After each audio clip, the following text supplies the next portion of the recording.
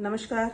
हम कर रहे थे आत्मकथ्य। तो आत्मकथ्य के भाग 2 में हमने भाग 1 में पढ़ा था कि जो इसके कवि हैं जय शंकर प्रसाद, उनको उनके दोस्त बोलते हैं कि अब आप अपनी आत्मकथा लिखिए। तो वो कहते हैं कि मैं क्या लिखूं, मेरे जीवन में तो ऐसा कुछ है ही नहीं। फिर भी उनके आग्रह पर वो अपना आत्मकथ्य लिखते हैं। तो इसके भाग 2 में क्या लिखते हैं कवि? किंतु कहीं ऐसा ना हो कि तुम ही खाली करने वाले अपने को समझो, मेरा रस ले अपनी भरने वाले। यह विडंबना अरी सरलते तेरी हंसी उड़ाऊं मैं, भूले अपनी या प्रवंचना औरों की दिखलाऊं मैं। तो कवि अपनी आत्मकथ्य लिखते हुए कहता है भाग 2 में, किंतु कहीं ऐसा ना हो कि तुम ही खाली करने वाले अपने को समझो।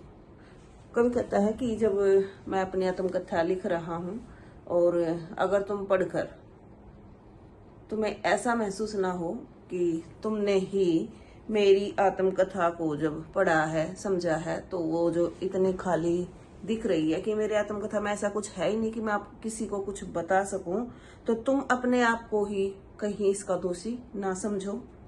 मेरा रस ले अपनी भरने वाले। और कुछ ऐसे भी हो सकते हैं, इसमें से कुछ तो ऐसा होंगे कि हमने गलत कहा कि हमने उसको आत्मकथा लिखने के लिए बोला, वो दुखी होंगे। लेकिन कुछ ऐसा भी होंगे कि मेरे दुख से मेरा रस ले, मतलब मेरी जिंदगी के खालीपन को देखकर उन्हें आनंद आएगा और अपने जीवन को वो आनंद से भरने की कोशिश करेंगे।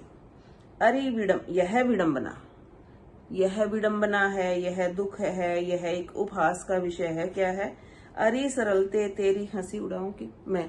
कभी कहता कि मैं तो एक सरल व्यक्ति हूँ, मेरा जीवन सरलता से चल रहा था, कि यह एक दुख है, यह एक पीड़ा का विषय है कि मुझे अपने इस सरल जीवन का उपहास बनाना पड़ रहा है, मुझे इसकी हंसी करवानी पड़ रही है, क्योंकि कुछ लोग तो मेरे मर्म को समझेंगे लेकिन कुछ इसका मजाक ही बनाएंगे। भूले अपनी या प्रवंचना औरों की दिखलाऊं मैं। कभी कहता है कि इस आत्मकथा में जो मैंने गलतियां की हैं, जो मैं भूल मैंने की हैं, वो दिखाऊं, या दूसरों का प्रवंचना होता है धोखा, या दूसरों ने जो मुझे धोखा दिया है, जो मुझे छला है, वो मैं आपको दिखलाऊं। तो ये था हमारा भाग 2 आत्मकथ्य। धन्यवाद।